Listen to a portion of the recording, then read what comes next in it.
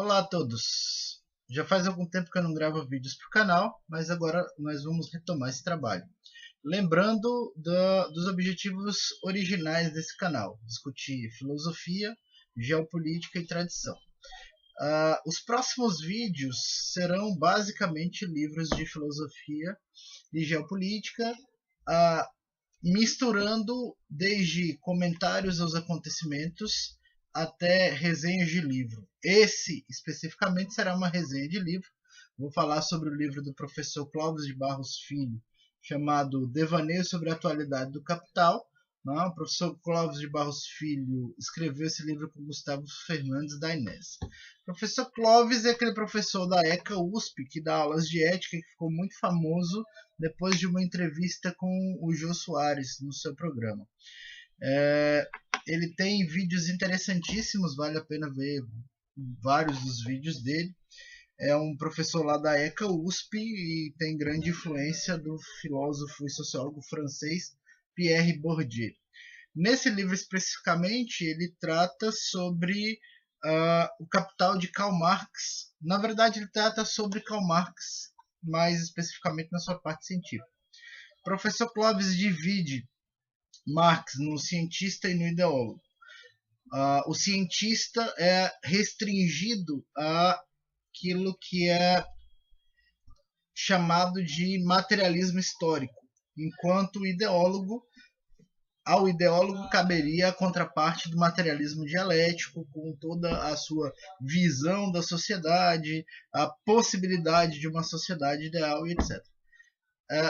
Além disso, além de fazer essa divisão, ele trata especificamente do materialismo histórico, não está muito preocupado com as questões ideológicas ligadas ao marxismo, e trata o materialismo histórico enquanto objeto de estudo. Não é o que se poderia dizer de um socialista empedernido tratando do seu ídolo. Então, o livro tem passagens interessantíssimas, inclusive com críticas aos marxistas, não exatamente uma crítica a Marx, mas com críticas aos marxistas. Além do professor Clóvis de Barros Filho, é autor desse livro também Gustavo Fernandes da Inés, que provavelmente foi aluno do professor Clóvis, ou é aluno e colega num troço chamado Espaço Ética, que é um site que eles compartilham na internet. O Espaço Ética é uma espécie de organização não governamental em que são realizados cursos, sejam gratuitos, sejam pagos. Quem quiser conhecer é www.espaçoetica.com.br, sem cedilha e sem acento. Então, nesse livro, o professor Clóvis vai tratar especificamente do marxismo, né, naquilo que ele chama de contraparte científica do marxismo, que é o materialismo histórico. Então, o livro possui 8 do que ele chama de devaneios, né? O nome do livro é Devaneio sobre a Atualidade do Capital. Então, cada capítulo é um devaneio. O primeiro devaneio é sobre materialismo e idealismo, né? Então, ele vai tratar das distinções entre os filósofos chamados idealistas e os filósofos chamados materialistas. Ele começa essas distinções a partir de uma cisão, de uma distinção entre a produção de Platão e a produção de Demócrito. A segunda e faz o percurso histórico da noção de materialismo, desde Demócrito até Marx. O segundo devaneio é dedicado à divisão entre infraestrutura e superestrutura. Né? A superestrutura seria, nas palavras do professor Clóvis, tudo aquilo que não é infraestrutura. Então, superestrutura é aquilo que ideologicamente sustenta a infraestrutura. Mas é, ao mesmo tempo, a partir de uma definição negativa, tudo aquilo que não é a infraestrutura. E a infraestrutura seriam as relações econômicas propriamente ditas dentro de uma sociedade, conduzidas a partir da visão marxista pela propriedade dos meios de produção. Então, todas as relações econômicas que se estabelecem a partir dos meios de produção são a infraestrutura. Dizendo em outras palavras, infraestrutura é o conjunto formado por relações, material e agentes econômicos. Então, os agentes econômicos seriam, portanto, os trabalhadores e os proprietários, ou melhor dizendo, os proprietários e os não proprietários dos meios de produção. Os proprietários dos meios de produção seriam, obviamente, os patrões, e os não proprietários dos meios de produção são todos os outros, sejam os funcionários, os empregados, os operários, aqueles ligados aos serviços, os não empregados, não? Todos esses são não proprietários. Então a divisão seria dessas relações entre esses dois. Os agentes seriam esses dois, proprietários e não proprietários. O material é tudo aquilo que produz bens. Não? Então, desde a propriedade da terra no campo até a propriedade dos espaços para a implantação da indústria nas cidades, né? Até o próprio material que compõe a indústria. Então, todos esses são os bens que produzem bens, ou seja, os meios de produção. Então, os agentes são os proprietários e não proprietários. Não proprietários são todos aqueles que não possuem os meios de produção, estejam empregados ou desempregados. Os meios são desde o espaço até as máquinas. E as relações de produção são as relações que se dão entre os não proprietários e os proprietários. O terceiro devaneio, ele se dedica especificamente às relações de produção, as relações técnicas e relações sociais, quem são explorados, não explorados, os cooperadores, e aí ele vai tratar de todas as questões que se referem a essas relações, desde aquelas questões que parecem anedóticas, não, um exemplo que ele cita não exatamente no livro, mas num vídeo sobre o assunto, é aquele sujeito que trabalha numa faculdade privada e que tem uma visita do diretor, que seria o proprietário do meio de produção, que chega lá e diz assim, olha, eu não estou contente com as suas aulas, então passo no departamento de pessoal. Não? E aí a relação assimétrica que se dá nas relações de produção entre o não proprietário dos meios de produção e o proprietário. Se o professor não tivesse contente com a administração do diretor, o que ele faria? Ia passar na sala do diretor e dizer, olha, eu não estou contente com a sua administração. O diretor viraria para ele, tudo bem, passe lá no serviço de pessoal e pegue as suas contas. Então, em qualquer das situações, seja o diretor descontente com o professor descontente com a direção, a única parte que sofre com isso é a parte dos não proprietários dos meios de produção. Então, essa é uma das características das relações de produção. O quarto devaneio trata da alienação. Nesse quarto devaneio, alienação é um conceito tratado sob diversos pontos de vista. Um dos pontos de vista sobre os quais a alienação pode ser trabalhada é a perspectiva do senso comum, de que é alienado aquele sujeito que não percebe como se dão as relações entre ele e o mundo. Uma segunda perspectiva é a relação entre o produtor e o produto do seu trabalho.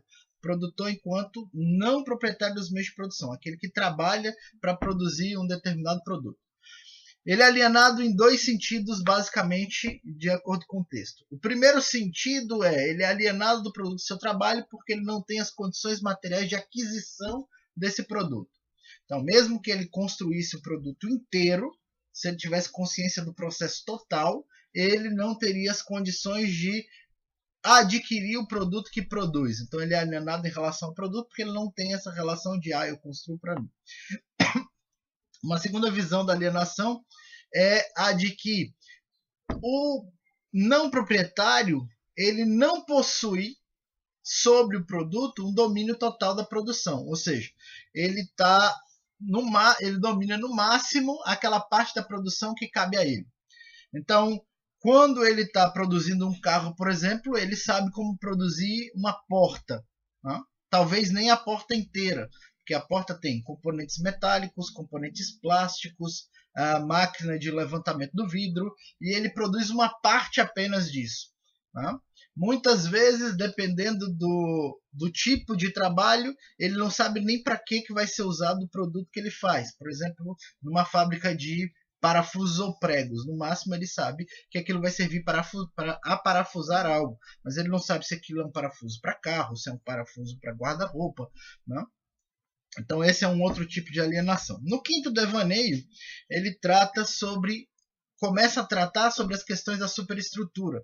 Então, vai tratar da relação entre a superestrutura que se caracteriza pelo uso da linguagem, né? Que essa linguagem ela serve como um meio de dominação. Toda superestrutura é ideológica, ou seja, toda superestrutura serve a um propósito de alienação, de manutenção da alienação ou de manutenção da dominação do proprietário sobre o não proprietário dos meios de produção. E toda a superestrutura funciona para que essa relação entre dominados e dominantes, ou seja, a relação entre os proprietários dos meios de produção e os não proprietários dos meios de produção se mantém. Uma discussão interessante que se dá logo no sexto devaneio, que continua a discussão do quinto, o sexto devaneio se chama Linguagem e Ideologia, é a discussão acerca de o que oferecer, então, como resposta a esse preceito ideológico. A resposta do professor Clóvis é que não há uma outra alternativa a oferecer, né? O marxismo, muitas vezes, a gente sabe, pelo que ocorre efetivamente no mundo, tenta destruir qualquer tipo, por exemplo, de ética ou religiosidade, porque acredita que essas duas estruturas servem para a manutenção do status quo, para a manutenção das relações de produção tal como elas existem. Entretanto, não tem algo a ser posto no lugar. Então, a proposta é exclusivamente destrutiva. A única solução para colocar algo no lugar da estrutura ideológica atual seria uma destruição total da sociedade como está, a destruição do sistema de produção como existe e, a partir daí, com uma nova classe ascendente, a construção de um novo processo ideológico. Então, o que ele percebe é que não há alternativa a esse processo ideológico, né? Isso que eu estou falando vai ser discutido mais especificamente no oitavo devaneio chamado Ideologia e Dominação. Por fim, o último devaneio, que se chama Aliança dos Dominantes, ele vai tratar das questões de organização do Estado, organização das estruturas superestruturais, né? Então, e como que não é possível dar uma definição completa de superestrutura, porque a superestrutura está sempre se aperfeiçoando. Na época de Marx, por exemplo, não existia um item fundamental da superestrutura de hoje, que é a internet, e nem um aliado fundamental dessa superestrutura, que é o Google, né? Quando você faz uma pesquisa no Google, qual é o tipo de resposta que você vai receber? Em primeiro lugar, vai estar listado, né, aquele conjunto de respostas que são as mais oficiais possível, ou seja, aquelas que estão mais dentro da estrutura própria de iluminação. Então, o Estado, a internet, a religião, todos esses processos, mesmo que involuntariamente, eles são utilizados, são meios utilitários para manutenção das relações de dominação. É claro que esse é um exame a tentativa de exame da doutrina marxista feita nesse livro é uma tentativa de exame neutra. O que ele está tentando fazer é descrever como Marx via esses processos. Isso não reflete, portanto, uma opinião do autor acerca do assunto. Como eu disse no começo, ele vai ter um certo conjunto de discordâncias e você vê, por exemplo, certas anedotas que demonstram que não é um socialista falando sobre o socialismo, um sujeito empolgado com o marxismo, um daqueles adeptos religiosos do marxismo que está no processo de como eu diria, é, fazendo apologia do marxismo, né? Não é o que se vê. O que se vê é um sujeito que é também crítico em relação a isso, né? Em determinados momentos ele deixa isso muito claro. Uma anedota que ele conta sobre o assunto é uma possível discussão com o marxista, em que o marxista vê você sempre como um sujeito alienado se você vai discutir qualquer uma das possibilidades dele. Então, a visão que o marxista tem de você é que você é um coitado que ainda não percebeu a realidade que está alienado dentro dela. Né? Eu falei sobre esse livro hoje. Nos próximos programas eu devo falar sobre interesses, investigação, filmes, mas a gente vai tentar atualizar esse canal, se não toda semana, pelo menos a cada 15 dias. Acompanhe, assine aí o canal e vamos nessa, galera.